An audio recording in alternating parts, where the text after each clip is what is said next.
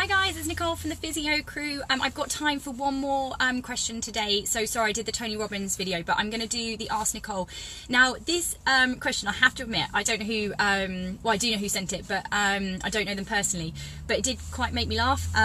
So it was, and I don't mean that unkindly that it made me laugh, but it's a really, really good question, and a lot of people will think this but be scared to ask a professional.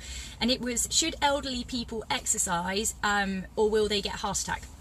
So this is a really, really common myth that when you get older that you're going to either wear your joints out or you shouldn't exercise as much because you're older and you know you might get tired or anything.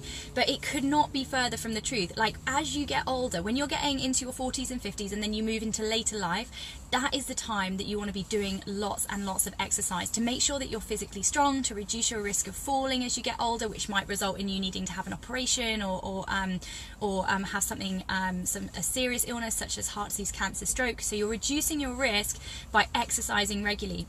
So yes, if you have a history of heart problems, then go and consult your doctor. Go and have either personal training with a specialist personal trainer if you're not feeling confident, but just get out and walk. There's loads of advice on the internet at the national governing body. So always go to, for example, I'm just trying to think what their cardiac national body is, but you'll see it. I do know it. I can't think of it off the top of my head. I'll try and I'm actually in a lay-by at the moment, but I will try and add the link in a bit later on. But go to the national governing body, have a little look there, look at the advice for people with heart conditions. But if you don't have a heart condition, you need to really, really be thinking about getting nice and fit, because it's really, really good for your lungs, it's good for your organs, and it's really good for your body to be doing regular exercise. We all know that, of course we all know that, but your rituals are what defines who you are. So if you know, it really comes down to your standards. So if your standard in your brain is that you want to be a fit, active person, you will prioritize looking after yourself, going for a 20-minute walk every day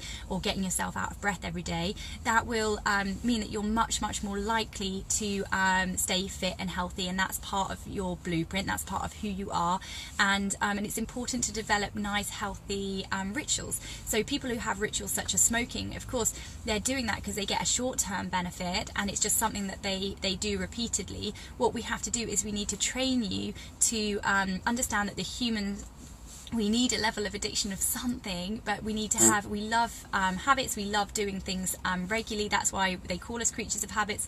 So try and develop a really good habit, but rituals that change your life for the better, not rituals that are detrimental to your health, because you know, you have one body, one vessel. And I know, again, it sounds cheesy, but it's completely the truth. And I always hear people in later life saying, oh, I wish I'd looked after my body better, I wish I'd lost weight when I was younger because it would be easy. You know, there's no time that's going to be perfect to do anything, and there's lots of things that hold us back from getting better from injury, from big traumatic car accidents.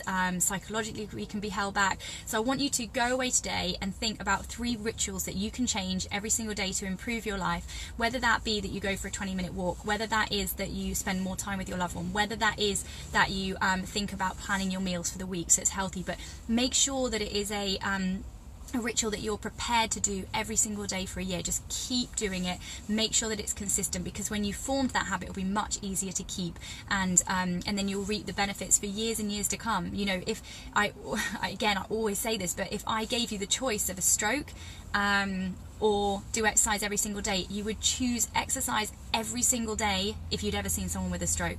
So make that change now. If you've had a stroke, then do your exercise every single day to reduce your risk of having a second one. We know that there's an increased risk once you've had a stroke, so you need to be making sure you understand the risk factors, making sure that you're making choices not to smoke in those situations, that you're exercising every day, that you're not overweight. Put that as your priority, and then succeed in that way. All right then guys, I better get back to Barnstable. See you later. Bye bye.